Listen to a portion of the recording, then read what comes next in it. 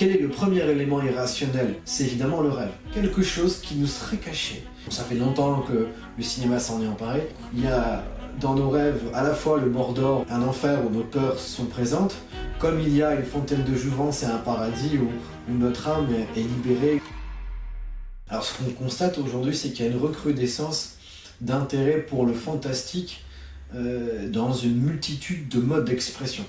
Donc évidemment, dans l'art, la partie moderne consacrée du coup à cet aspect, ça va être la science-fiction par exemple.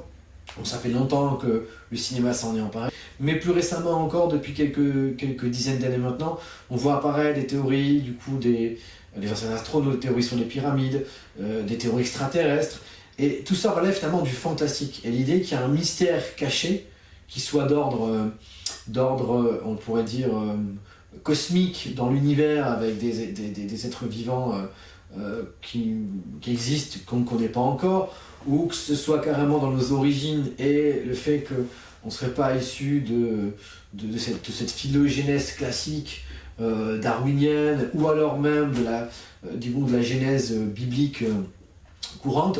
C'est l'idée qu'il y a un sens du mystère, quelque chose qui nous serait caché, quelque chose de plus ou moins fantastique, en tous les cas d'hermétique, ça veut dire d'inaccessible au sens premier, c'est-à-dire inaccessible à la raison pensante, et qui expliquerait bien des choses sur le mode de fonctionnement de l'univers, mais qui avant tout satisferait à notre besoin, voilà, de fantastique, et notre besoin, voilà, je dirais de grandeur et plus généralement d'aspiration, autre chose que cette, on pourrait dire ça, pesanteur terrestre et tout ce qu'elle implique comme chose relative ou finalement pesante.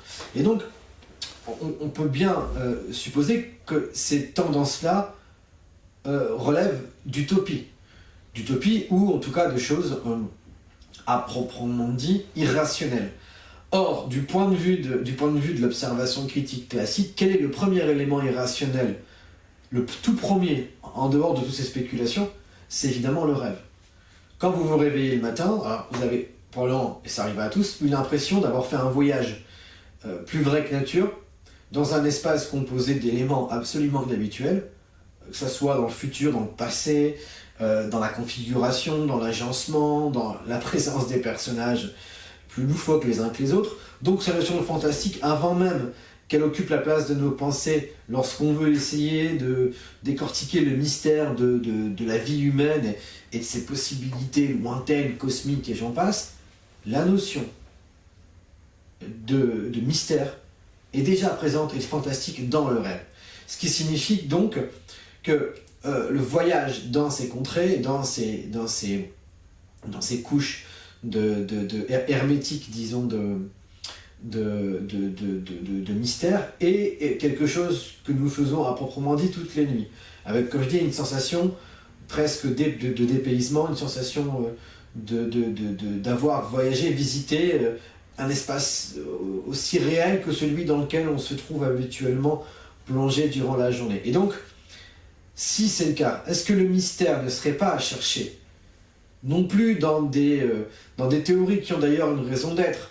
Quand on parle d'Atlantide, par exemple, et tous ces gens qui se mettent à supposer que géographiquement l'Atlantide a existé, ce que j'exclus pas à proprement dit, mais si le mystère est présent en nous, ne faut-il pas supposer que tous ces éléments-là sont en nous, mais que le véhicule par lequel on peut éventuellement les découvrir serait le rêve? Je crois que c'est vraiment le cas. Ma conviction, c'est que notre soif d'absolu, d'unité, qu'on cherche dans l'autre, c'est-à-dire dans la relation sentimentale, qu'on cherche dans l'accomplissement personnel, et parfois qu'on projette dans des possibilités loufoques ou simplement extraordinaires de vie. On voit dans les films où il y a des situations de tension où l'homme va être à la rencontre de l'extraordinaire. Est-ce que cette réalité psychique est d'abord à traiter en tant que telle plutôt qu'à chercher dans un espace ou une idée qui pourrait la satisfaire? Je pense qu'elle a traité en tant que telle, qu'elle est en nous, et que le rêve peut nous révéler tous les mystères qui suscitent en nous un attrait si fort et une volonté de découverte si forte.